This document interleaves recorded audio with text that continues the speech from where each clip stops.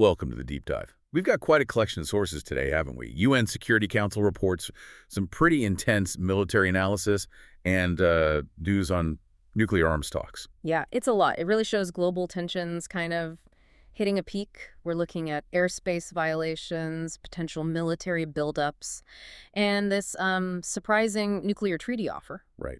Our mission, then, is to sort of connect these dots. We're seeing military brinkmanship and complex diplomacy happening all at once. So what does it all mean? Exactly. It feels chaotic, but these pieces are linked. Russia seems to be pulling different levers simultaneously: the immediate risk with these flights, the long-term strategic picture, and then this diplomatic play with the nuclear treaty. It's definitely a shifting landscape. Let's jump right into that immediate crisis then. The reaction at the UN Security Council after those Russian airspace violations, that drone over Poland just over a week ago, and then another incident. Yeah, and what really struck me was how direct the diplomatic response was. Suddenly, the ambiguity was gone. It wasn't theoretical anymore. The UK Foreign Secretary, Yvette Cooper, her statement was incredibly sharp. She said the UK and NATO will confront planes that are operating in NATO airspace without permission. We will do so. That sounds like more than just a warning. Oh, absolutely. It feels like a shift in the rules of engagement. She didn't just condemn it, she explicitly mentioned the risk of miscalculation leading to direct armed confrontation between NATO and Russia. Saying that out loud at the UN, that's significant. It really is. It signals that patience has run out for these kinds of tests. And the U.S. backed that up, didn't they? Envoy Mike Waltz essentially put the military weight behind the U.K.'s words. He mentioned they'd already warned Russia after the Polish drone incident. And yet another violation happened. Waltz hammered home that core NATO promise. The U.S. and allies will defend every inch of NATO territory. He was demanding Russia stop this dangerous behavior urgently. So the message was basically, we're not just sending diplomatic notes anymore. Precisely. Physical confrontation, interception, that's the next step being signaled. Okay, so the West draws this clear line. How did Russia respond? Dmitry Polyansky, their representative? His approach was, well, classic deflection and counterattack. Flat out denied any drone incursions, called the claims blatant lies, said there wasn't a single piece of evidence. Just trying to undermine the whole basis for the meeting then. Exactly. And then he pivoted, attacking European leaders themselves, accused them of primitive hatred, claimed they were frantically pounding the idea of war with Russia into people's heads. So attack the accuser, not the accusation. It's a standard playbook, yeah. Frame NATO as the aggressor, obsessed with conflict. And where did China fit into this? Their deputy permanent representative, Zheng Shuang. China walked a very careful line, urged calm, restraint, dialogue, avoiding misunderstandings. Sounds neutral, right? Sounds neutral, But the key is what wasn't said. They didn't criticize Russia directly, even for these pretty dangerous actions over NATO territory. They urged avoiding escalation, a message aimed at NATO, but didn't ask Russia to stop the incursions causing the problem. Interesting. Okay, so that's the immediate flashpoint. Let's pull back a bit. How does this testing of NATO defenses connect to Russia's longer-term strategy?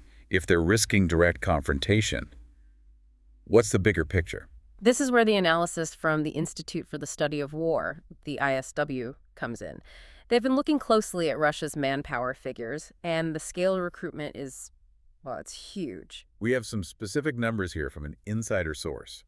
Between the start of 2025 and mid-September, around 292,000 people signed contracts with the Russian Ministry of Defense. Which averages out to about 31,600 recruits every single month. That's staggering. Just the monthly rate is more than some Western militaries recruit in a whole year. That alone suggests long-term plans. It does. But the really crucial part, according to ISW, is comparing that recruitment number to the casualty rate.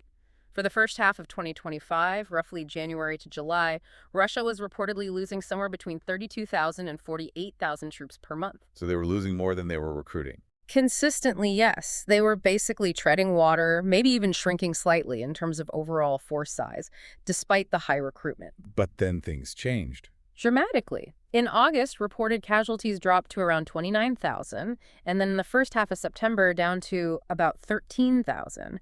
Suddenly, for the first time in 2025, recruitment started outpacing casualties.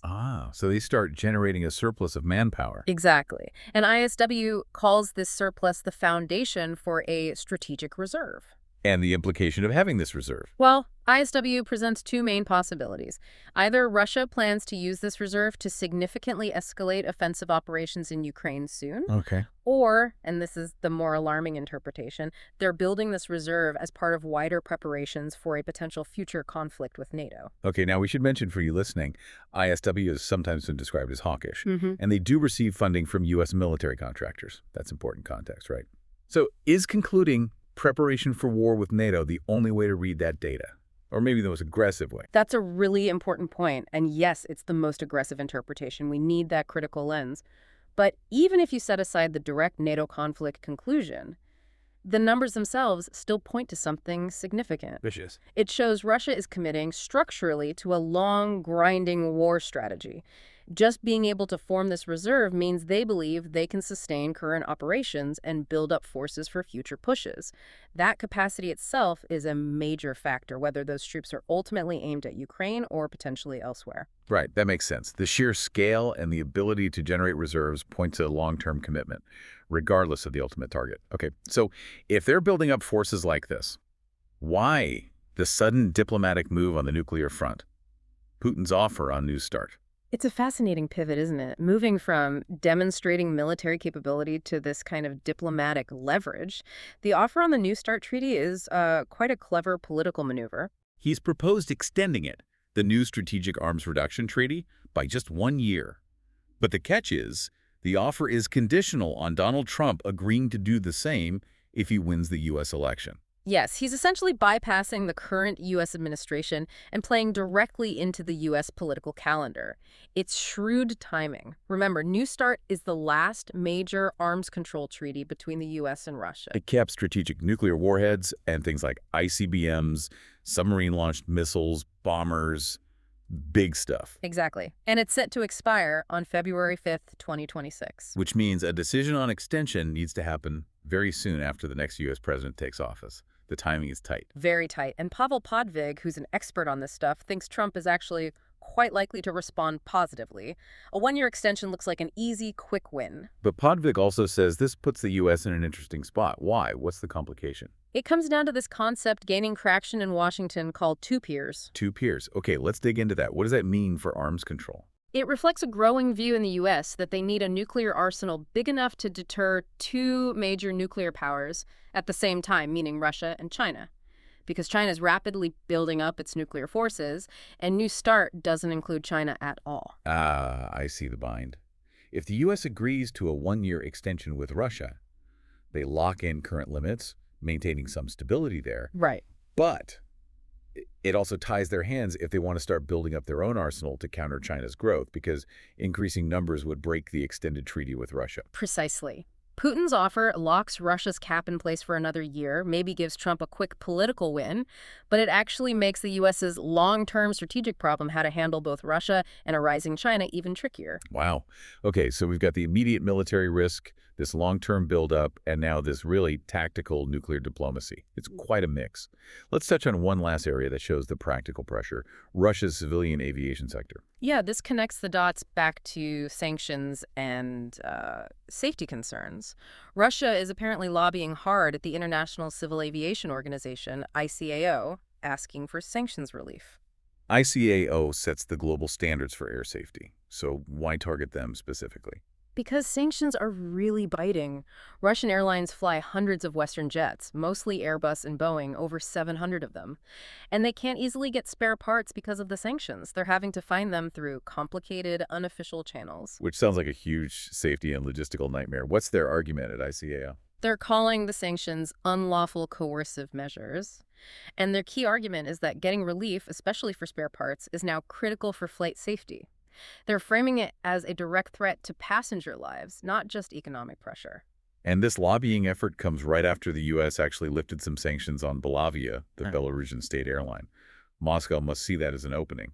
Absolutely. It gives them a precedent. They can argue, look, you ease them for Belarus. Our situation with hundreds of planes is far more critical. You need to consider safety here, too. It really puts the international community in a bind, doesn't it? It does. If you ease sanctions on parts, you lose leverage.